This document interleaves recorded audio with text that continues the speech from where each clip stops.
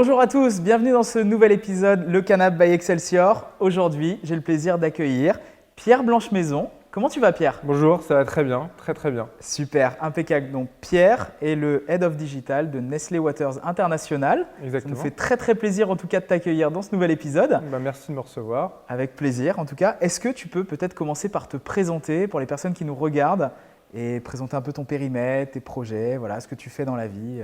D'accord, très bien. Oui, Pierre Blanchemaison, donc 15 ans dans le digital maintenant, dans le marketing digital. Après un passage en cabinet de conseil, en agence, j'ai rejoint Nestlé Waters International où j'ai participé et activement mis en place la transformation digitale de nos 52 marques à travers 41 pays. C'est pareil, 52 marques quand même. Quelques-unes, oui. Ok, très bien. J'imagine que ton quotidien est hyper chargé. Aujourd'hui, tu es quoi? Tu es en remote du coup? Tu bosses comment? Alors, je suis en remote. Ouais. J'ai jamais été aussi efficace qu'en remote. C'est vrai? Ok. On reviendra là-dessus alors après. Ouais. Ça m'intéresse d'avoir ton point de vue justement sur le changement d'organisation. Oui, avec plaisir. Ok. Et puis, voilà, mes équipes sont quand même un peu partout, essentiellement en Europe, entre Londres, Barcelone, Lisbonne et même l'Ukraine. Ok. Et je travaille avec les marchés plutôt occidentaux. Donc voilà, mais bon, on s'organise, ça marche. Et pour bien comprendre, du coup, Nestlé Waters par rapport à Nestlé, est-ce que tu peux expliquer rapidement la spécificité? Oui, alors Nestlé est divisé en différentes catégories.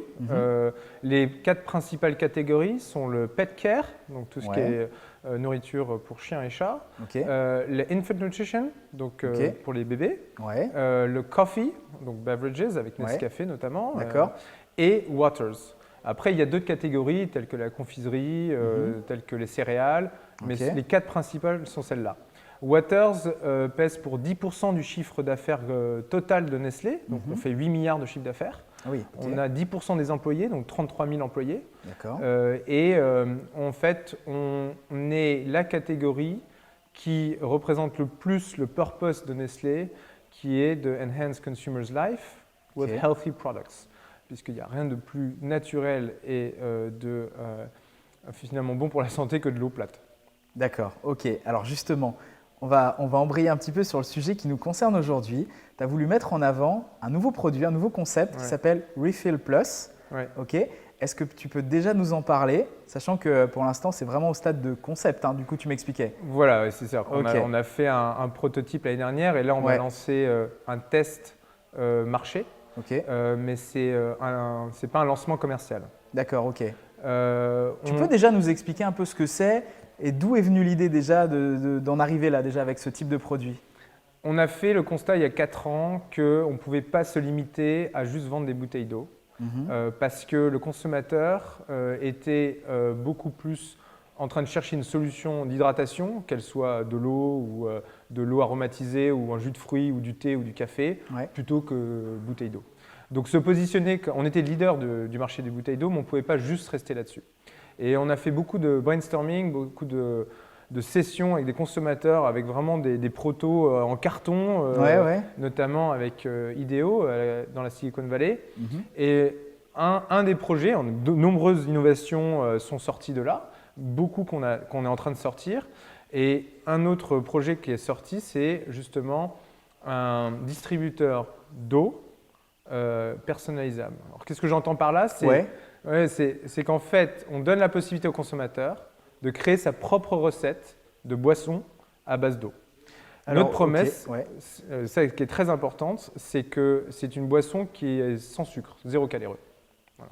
Très bien. Et alors du coup, c'est une machine que les gens installent chez eux, dans leur maison, ou est-ce qu'on peut retrouver ça dans des points de vente? Comment ça se passe? Dans un premier temps, on va adresser le besoin des entreprises. Les entreprises ont besoin de donner des solutions d'hydratation à leurs salariés qui soient aussi respectueuses du développement durable et qui ne soient pas sucrées parce que respectueuses de la santé de leurs salariés. Donc c'est une machine, la taille d'un frigidaire à peu près, sur lequel il y a un écran. Les employés pourront aller sur la machine et sélectionner les différents ingrédients de leur boisson. Il y a 4 variables. L'arôme, je peux sélectionner un arôme. Les minéraux, je peux ajouter un minéral tel le magnésium, calcium, électrolytes. La température de l'eau et je peux aussi ajouter des bulles si je veux. D'accord. Ou je peux juste pas ajouter de bulles d'ailleurs. Okay. On choisit sa recette, on vient avec sa gourde et à ce moment-là, on est servi d'une boisson qui est personnalisée. Ok, je vois. Alors ça veut dire que si par exemple tu as envie de boire 10 fois dans la journée, est-ce qu'à chaque fois que tu arrives devant la machine, tu es obligé de sélectionner 10 fois les critères? Ou alors est-ce que je sais pas, tu as une app aussi en parallèle qui te permet je sais pas, d'avoir des réglages automatiques Alors en effet, on a une app. Parce ok. que l'expérience consommateur devant la machine est assez longue. Il y a 11 écrans à passer. D'accord. Et donc on a une app qui permet au consommateur de créer son profil et surtout de préconfigurer ses recettes et grâce à un QR code de récupérer sa boisson. D'accord. Ok. Voilà. Et ce qui est très important, c'est que cette offre a dans son cœur la personnalisation de la boisson. Mais on a aussi une teinte de développement durable puisqu'on incite les gens à venir avec leur bouteille. On ne fournit pas de récipient dans cette solution. Même pas de gobelet en carton? Rien. Ok. Donc tu invites les gens à venir avec leur propre gourde ou idéalement leur une propre gourde verre. réutilisable. Oui, tout Très à fait. bien. Ok. Voilà. Fini les bouteilles en plastique qui traînent. Non, pas fini parce qu'on vend aussi des bouteilles en plastique qui sont très importantes d'un point de vue convenience pour les consommateurs. Mais c'est une offre qui complète vraiment notre portefeuille. Très bien, très bien, très bien. Combien de temps entre justement l'idée, le prototypage, etc. et la mise en service de ce type de projet? C'est ça qui est intéressant, c'est que l'idéation, on l'a faite en 2016, il y a longtemps. Ok. Il y a longtemps. Hein. Ouais, mais en fait, on a dû mûrir le projet puisqu'on était une entreprise d'eau en bouteille. On n'était pas prêt à être encore une entreprise de boissons. Ouais. Et voilà, le projet a mûri. Et à un moment donné, notre board of directors a dit « Ok, on teste, on y va ». Donc on a fait un prototype où vraiment, on a mis les boulons nous-mêmes et on les a mis en place dans des bureaux Nestlé pour tester en réel. On a eu des retours feedback très très positifs. Basé là-dessus, on s'est décidé de faire un vrai prototype qui soit commercialisable, donc certifié et vendable. Okay. Et donc on a le prototype, on a mis 6 mois à le faire, donc c'était très rapide. Et à le tester. Ouais. Et là, ça fait 1 an qu'on bosse sur le produit qu'on veut tester en lancement commercial. Le lancement commercial était prévu pour mai. Du fait de la situation coronavirus et Covid-19, c'est décalé. Mais dès que nos clients sont de retour au bureau, leurs machines seront prêtes. Ok. En France? Aux États-Unis. Aux États-Unis pour l'instant? On commence avec les États-Unis, la région de New York, avec un test. On aura ensuite en Suisse un test avec des consommateurs et des partenaires Nestlé ou hors Nestlé, juste sur un tout petit parc de machines, donc c'est vraiment un pilote. Très bien. Tu pourras nous mettre une machine de côté pour les bureaux, là ce serait vraiment super. Ouais, pour le marché français, on pourrait bien piloter le truc. Ok, c'est très clair. Alors justement, tu as parlé de situation Covid. Moi, ça m'intéresse de comprendre comment un groupe comme le vôtre, Nestlé Waters, en tout cas ta BU, ton entité, s'est adaptée face à la situation sans précédent? Honnêtement, beaucoup mieux qu'on aurait pu le penser, et même très bien. Il y a eu des phases, j'imagine, au début, tu apprends la nouvelle, tu te demandes ce qui se passe, comment ça s'est passé? L'équipe, tout le monde a été très résilient et très fort. Et en fait, déjà, on travaille à l'international, donc on a l'habitude de travailler avec des calls. Mais c'est clair que ça a eu un effet d'accélérateur sur l'utilisation d'outils. Alors nous, on utilise Teams. Mais ça a eu un effet d'accélérateur sur l'utilisation d'outils tels que Teams on a utilisé aussi Klaxoon pour faire des brainstorms. Voilà. Donc ça, accélérateur total. Digitalisation complète en 2 semaines même pas. Ça a été beaucoup plus compliqué pour tous les collègues qui avaient des enfants de moins de 10 ans, je dirais, pour la gestion quotidienne. Et je pense que c'était crevant parce qu'ils avaient 2 jobs dans la même journée. Voilà. T'es prof, t'es au bureau, t'es chez toi, t'as la vie de la maison, cuisinier, c'est clair. Ça, pour eux, c'était très compliqué à gérer. Mais au global, le projet, en tout cas, les projets ne sont pas arrêtés, bien au contraire. Ça a aussi permis à notre direction de comprendre la nécessité de faire une accélération sur la partie e-commerce. D'ailleurs, nos ventes e-commerce sur la France ont explosé. Donc, ça a été plutôt bénéfique sur l'accélération de la digitalisation. Après, ça a eu des impacts très, très conséquents sur le chiffre d'affaires qu'on réalise notamment en hôtel, café, restaurant. Forcément. Avec Perrier San Pellegrino, on dépend beaucoup de ce canal-là. D'accord. Très clair, très clair, très clair. Est-ce que tu entrevois une sortie de crise rapide? Je ne sais pas, peut-être en septembre. On parle beaucoup de septembre, un peu comme nouvelle échéance au niveau de la reprise business pour ce nouveau secteur là justement qui est vraiment impacté. Alors, pour nous, on est très content que les hôtels, les cafés, restaurants réouvrent, même si on a eu le groupe s'est mobilisé là-dessus. Aux États-Unis, on a monté un fonds de $1 million Ouais. pour soutenir les cafés, hôtels, restaurants qui avaient des problèmes de trésorerie. Ok. Parce que ce sont plus que nos clients, nos partenaires. Ouais, ok. Maintenant, est-ce que je pense que personne ne peut prédire une reprise ou Ouais, pas. ok. On voit qu'en ce moment en Chine, la crise coronavirus revient. J'ai l'impression. Donc est-ce qu'il y aura une deuxième vague ou pas? Je ne sais pas. Ok. Je pense qu'il y a en revanche, on sera sans doute beaucoup plus réactif sur le truc. Et ce qui est intéressant, c'est de voir qu'il y a quand même une reprise dans le sens où, là, si on va à Paris en ce moment, tout le monde est dans les restaurants, quoi. Globalement, ouais. Mais ce n'est pas seulement pour le plaisir d'aller au restaurant. Je pense qu'il y a un effet de solidarité, de soutien qui est formidable. Nous, on espère une reprise en septembre et on met tout en œuvre, en tout cas, pour être réactif par rapport à ça. Est-ce qu'il y a un avant-après, justement, Covid pour Nestlé? Est-ce qu'il y a des choses qui vont vraiment rester, je ne sais pas, dans les pratiques de travail, dans l'organisation, des choses où vous dites, mais attends, mais aujourd'hui, ça fonctionne beaucoup mieux comme ça Alors, oui, sur le télétravail. Ok. Sur le télétravail, Nestlé proposait le télétravail, Ouais. mais de manière très contractualisée. Donc, c'était un contrat à l'année pour dire tel jour je fais du télétravail. Maintenant, il y a une souplesse beaucoup plus forte là-dessus. C'était quoi, à peu près une journée de temps en temps? Voilà, le vendredi, par Ouais, exemple. ok. Mais il fallait signer un contrat. D'accord. Donc, c'était quand même quelque chose de très engageant aussi pour l'employé. Ok. Maintenant, il y a pour l'instant un flou dessus, mais c'est quand même beaucoup plus souple. D'accord. Donc là, je pense qu'il y a une prise de conscience qu'il y a un changement là-dessus. Après, ça ne veut pas dire que tout le monde va passer en télétravail. Ce qui a été important pour revenir sur comment on a passé cette période de confinement, on a fait des points quotidiens par téléphone entre midi et midi 30. Ok. Pas vraiment sur les projets, juste pour savoir comment allaient les uns et les autres. D'accord. Certains étaient confinés en famille, mais certains étaient tout seuls. Ouais. J'ai des collègues du monde entier. Donc j'ai un collègue italien qui vient d'arriver à Paris il y a quelques mois. Il connaît personne, il était tout seul. Ouais. Voilà, c'est plus compliqué pour ces gens-là. Donc c'était important d'avoir ce contact aussi quotidien. Ok. Donc oui, l'avant, l'après, pour moi, c'est surtout sur le télétravail. Et après, sur la PAC Business, c'est l'accélération sur le SEO, sur le e-commerce. Ouais. Et l'accélération sur l'adoption des outils. Klaxoon, pour moi, c'est le meilleur exemple dans le sens où ça fait 3 ans que c'est dans notre portefeuille et là, on ne s'en est jamais autant servi, je crois. D'accord, ok. Je reviens un petit peu sur Refill Plus parce que pour le coup, c'est une vraie innovation en tout cas. Est-ce que tu en as d'autres dans les tuyaux justement? Est-ce qu'il y a d'autres choses comme ça? Est-ce que vous avez profité de la période un petit peu confinement pour aussi se pencher sur les innovations? Parce que du coup, on doit un peu se réinventer avec la période. Est-ce qu'il y a d'autres choses qui vont arriver comme ça sur le marché, qui vont révolutionner un peu les usages? Alors, il y a d'autres choses qui vont arriver mais qui ne sont pas liées au confinement, sur lesquelles on bosse depuis 6 mois, notamment une version in-home de Refill Plus. Ok. Et je m'arrêterai là. D'accord. Il y a par ailleurs, ce qui a changé, c'est sur notre offre Refill Plus, aujourd'hui, le consommateur doit toucher l'écran. Aujourd'hui, c'est un problème. Ce n'est plus possible, ça ne correspond plus à une réalité. T'as pas des solutions qui existent apparemment qui nettoient automatiquement, je crois, les écrans. Je crois que j'ai vu un truc comme ça, notamment les bornes de McDo en fait avaient ce problème-là. Et je crois qu'il y a des solutions qui existent peut-être pour nettoyer. C'est vrai. Mais c'est un coût machine assez important et ça n'enlève pas la crainte de certains consommateurs malgré tout, parce qu'après il y a la confiance par rapport à ça.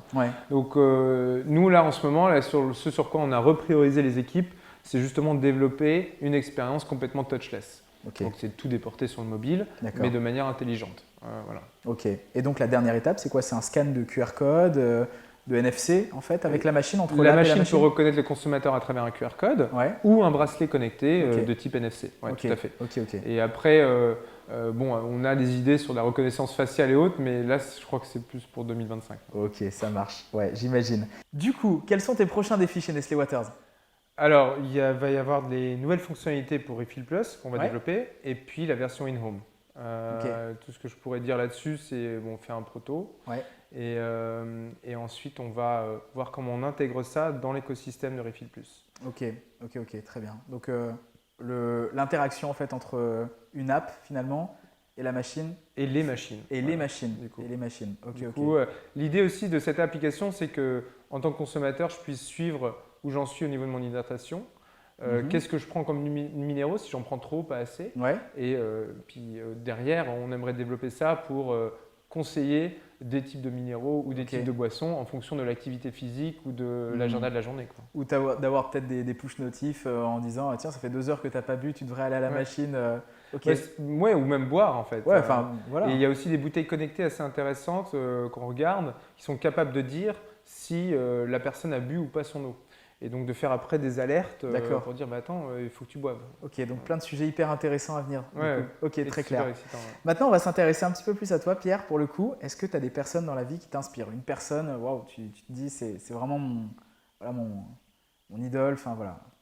Ouais, moi, j'aime bien je suis beaucoup les aventuriers. Parce que ce que j'adore, c'est justement ce dépassement de soi dans un environnement outdoor souvent hostile. Donc des personnes comme Mike Horn par exemple. D'accord. Après dans la partie business, la personne qui m'inspire, c'est Marc Simoncini. Ok, intéressant. Marc Simoncini pour sa résilience, les succès. Certes, il a eu des succès, mais en fait ce qui est intéressant, c'est tous les échecs qu'il a eu avant, j'ai envie de dire. Ouais.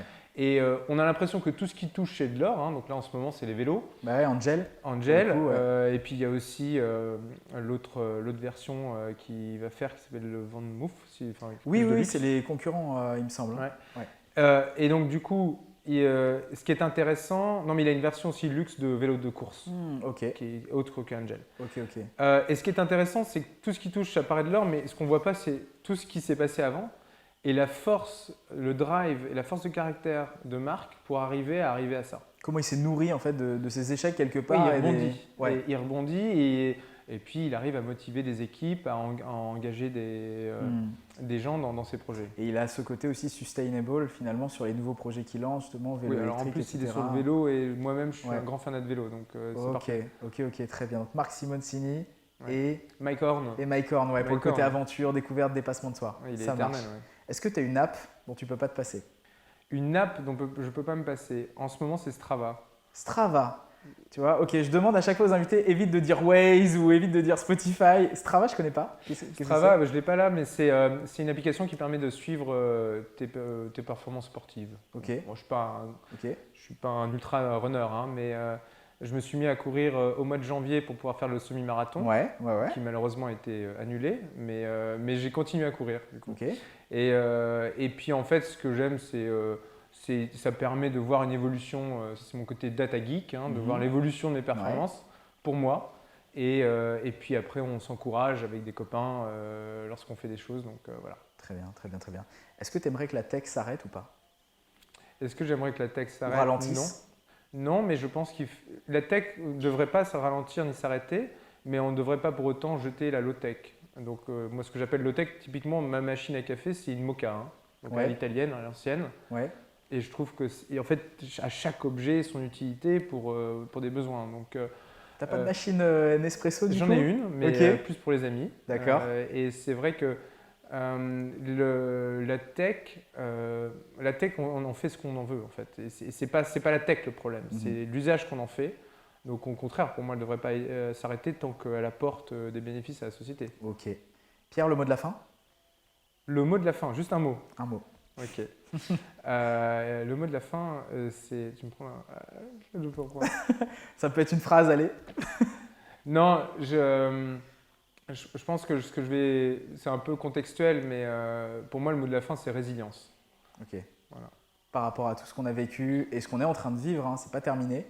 Oui, mais c'est aussi, je pense, pour moi, je vois comme quelque chose de positif, d'une façon de toujours surpasser les obstacles qu'on a dans sa vie. Donc, ce n'est pas que par rapport au Covid-19, qui est un vrai problème de société, mais même au niveau personnel, je pense que c'est la plus grande force qu'on puisse avoir pour pouvoir continuer et s'engager dans de nouvelles aventures. Ça, c'est le côté Marc Simoncini aussi, quoi, du coup. Peut-être. Ok, ça marche. En tout cas, Pierre, c'était un plaisir de t'accueillir. Ça nous a fait très, très plaisir. Merci beaucoup. Merci beaucoup aussi à ceux qui ont regardé cette vidéo. Vous pouvez bien évidemment nous suivre sur Instagram, LinkedIn, Facebook et Twitter. On vous dit à très, très vite pour un nouvel épisode. Salut les amis, ciao.